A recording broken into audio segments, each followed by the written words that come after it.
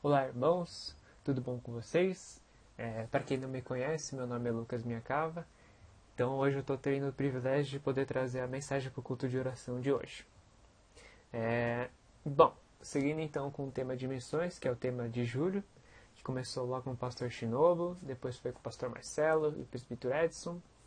Ainda sobre esse tema, eu gostaria de falar então sobre como acender o fogo por missões. Eu acho que deve estar no título aí do vídeo também. E esse é um título assim bem pentecostal. E eu gostaria de falar, por que eu gostaria de falar sobre isso, né? Eu acredito que a gente ouve bastante falar sobre missões. A gente tem contato também com os missionários da Holiness, a gente ouve bastante também falar sobre. Mas o que de verdade tem mudado nossos corações, nossa atitude, nosso dia a dia, por exemplo? E eu gostaria de falar com você para que como poder acender esse fogo por missões, como poder ter esse desejo. E eu dividi então essa mensagem em 2 pontos muito importantes na minha interpretação. Bom, o primeiro ponto, antes de tudo, missão é um mandamento, missões é um mandamento, né? Como comentado pelo Edson, missões ela envolve a última ordem de Jesus para os seus discípulos, que é descrito como a grande comissão. E ela se encontra lá no texto de Mateus 28, e eu gostaria de passar bem rápido. Mateus 28, 18 a 20, que fala o seguinte: Jesus se aproximou deles e disse: Toda a autoridade no céu e na terra me foi dada. Portanto, vão e façam discípulos de todas as nações, batizando-os em nome do Pai, do Filho e do Espírito Santo. Ensinem esses novos discípulos a obedecerem a todas as ordens que lhes dei. E lembre-se disto: estou sempre com vocês até o fim dos tempos. Então a gente tem um mandamento que Jesus deu aos seus discípulos. E qual que é esse mandamento, então, também que é para nós, né? O mandamento é testemunhar de Jesus, proclamando o Evangelho e fazendo discípulos de todas as nações. Bom, eu vou falar então um pouco da origem da palavra missões, né? Para a gente poder entender um pouco mais sobre isso. Missões ou missão, como um substantivo, não é uma palavra que é bíblica, não é uma palavra que está na Bíblia. Então, a palavra missões, na verdade, ela vem da palavra do latim, que chama da palavra mitteri do latim. Eu não sei pronunciar, mas é M-I-T-T-E-R-E, que significa enviar. E que, no grego, essa palavra do latim, ela corresponde à palavra grega apostolém. E que faz todo sentido, porque ele vem do mesmo sentido de apóstolos, né? Que apóstolos em grego também é apóstolo, que significa enviado. Então, quando nós olhamos para a Bíblia, a melhor referência que a gente pode ter de missões para a gente poder entender melhor, certamente é o Novo Testamento. O Antigo Testamento ele se baseia muito mais numa coisa assim, venham e vejam, do que vão e falem. Os israelitas eles conquistaram as outras nações vizinhas pela força militar e não por missões assim. E no comentário do pastor Kevin DeYoung ele fala o seguinte: os profetas nunca repreendem Israel por negligenciar seu mandato missionário ou de bênção internacional. Deus se interessava pela maneira como o seu povo seria uma atração ou uma chacota entre as nações. A importância de obedecer esse mandamento é tão grande que tem um livro inteiro da Bíblia que fala sobre as consequências diretas da grande comissão, que é o livro de Atos dos Apóstolos, que começa com Cristo sendo anunciado primeiro em Jerusalém, depois na Judéia, Samaria e depois aos confins do mundo, que é com os gentios, né? E Lucas ele mostra essa missão de Deus sendo cumprida, esse mandamento sendo cumprido. E a Bíblia inteira ela mostra um Deus que fala e cumpre o que diz, né? Isso é maravilhoso, assim, sabe? E como o Marcelo disse, a missão é de Deus, não nossa. Ele vai cumprir ela com ou sem nós, mas eu acredito que é muito melhor fazer parte do que Deus está fazendo, sabe? E a outra parte desse que eu queria fazer um comentário sobre esse texto de Mateus, que é o mais bonito ainda de poder entender, sabe? Que é que essa ordem ela parte de uma premissa que é baseada na autoridade exclusiva e total de Jesus, que ele fala no primeiro versículo. Ou seja, o mesmo que tem poder sobre tudo é o mesmo que nos envia. Isso tem muito a ver que, antes de ir para a Juvep, né, lá para o Nordeste, na minha primeira vez, e também acho que, com certeza, aqui com meus amigos em São Paulo, né, eu sempre tive um medo assim, de falar sobre as boas novas, sobre Jesus, né. E eu fui ver que esse medo estava muito associado a coisa não dar certo, sabe? Como, por exemplo, alguém não abrir a porta, alguém não responder, não querer ouvir, ou mesmo a pessoa fazer uma pergunta e eu não souber responder, e até falar alguma coisa errada também, né? Mas na verdade eu fui ver que era mais profundo ainda, de que esse problema estava no que eu pensava no que os outros iam pensar de mim, sabe? E se você sente assim também, eu gostaria então de ler 2 versículos que me ajudaram bastante e que continuam a me ajudar. Que o primeiro está em Romanos 1,16. Ele fala o seguinte: pois não me envergonho das boas novas a respeito de Cristo, que são o poder de Deus em ação para salvar todos os que creem, primeiro os judeus e também os gentios. Esse versículo sozinho é um pouco complexo de entender, mas o contexto que Paulo escreve aqui é o contexto de uma comunidade cristã estabelecida já em Roma e que tinha um problema entre a fé dos gentios cristãos e dos judeus cristãos.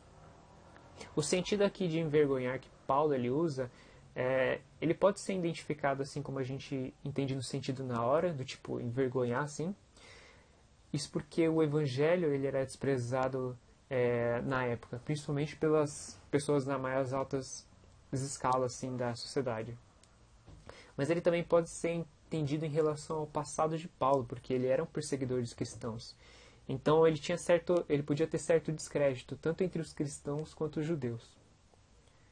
Então, mas ele já contrapõe aqui tudo isso que ele fala que ele não sente que é vergonha. Ele fala o seguinte, que o evangelho é o poder de Deus, é o poder para a salvação, e não nós, e não as nossas respostas. Isso dá um alívio muito grande. Mas isso também não isenta de a gente ter um conhecimento operante da palavra, sabe? Outro versículo aqui é 1 Coríntios 1,18, que ele fala o seguinte: a mensagem da cruz é loucura para os que se encaminham para a destruição, mas para nós que estamos sendo salvos, ela é o poder de Deus. Já o contexto que Paulo escreve aqui é para uma igreja ainda jovem e que tinham divisões entre elas. E a própria carta ela comenta vários assuntos que causavam essa divisão. E desse assunto aqui que ele comenta, esse versículo, é sobre a contraste entre a sabedoria de Deus e a sabedoria do mundo. E realmente, as boas novas elas não vão ser aceitas por todos, porque ela é loucura para os que perecem.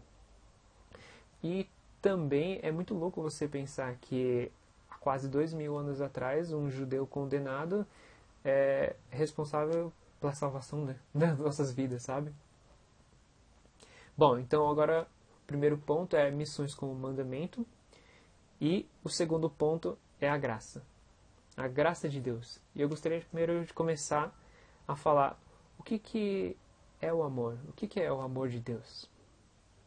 Em 1 João 4,1 fala o seguinte: é nisso que consiste o amor, não em que tenhamos amado a Deus, mas em que Ele nos amou e enviou seu Filho como sacrifício para o perdão dos nossos pecados. A maior expressão do amor de Deus por nós é essa graça que Ele tem. Ele tem enviado o próprio Filho para nos salvar. E, cara, como isso é maravilhoso, porque quando a gente olha para nós mesmos, a gente vê que não tem solução, sabe? Mas quando a gente olha para Deus, Ele mostra, Ele ainda tem a misericórdia de dar o Filho dele. Ele mostra isso pra gente, sabe? E aí a gente consegue entender o quanto que é infinito o amor dele, sabe? Ou pelo menos a gente entende em parte, né? Porque é muito grande.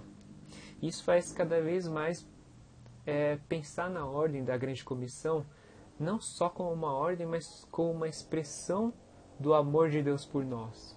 Uma expressão não só do amor dele, de Deus, por nós, mas uma expressão de como a gente pode ter pelos nossos irmãos e como a gente pode ter esse amor, a expressão desse amor por Ele também, né? Então eu gostaria de olhar vários pontos assim da graça de Deus. Olhando então para a graça de Deus no Antigo Testamento, as leis eram uma expressão do amor de Deus que Ele tinha com o povo, porque permitia a relação entre um Deus santo com um povo pecador. Eu gostei muito de um comentário bíblico que ele fala sobre Levítico 5, de Levítico 5, que é um capítulo que fala sobre os procedimentos para a oferta pelo pecado, né? Então, quando uma pessoa ela não tinha condições financeiras, ela podia trazer 2 rolinhas ou 2 pombinhos. E se tivesse pior ainda, podia levar 2 litros da farinha da melhor qualidade. Aí o comentário bíblico que fala é o seguinte: quem sabia que seria perdoado de seu pecado, mesmo se aproximando de Deus com apenas 1 xícara de farinha e uma confissão de seu pecado, aprendia algo fundamental sobre a graça de Deus. Até a pessoa mais poderosa da terra sabia que Deus não se impressionava com sacrifícios mais luxuosos. É muito louco isso. E agora, olhando para a graça de Deus no Novo Testamento, Jesus ele traz um novo mandamento, que ele fala o seguinte. João 13, 34 e 35 fala o seguinte: por isso, agora eu lhes dou um novo mandamento. Amem uns aos outros.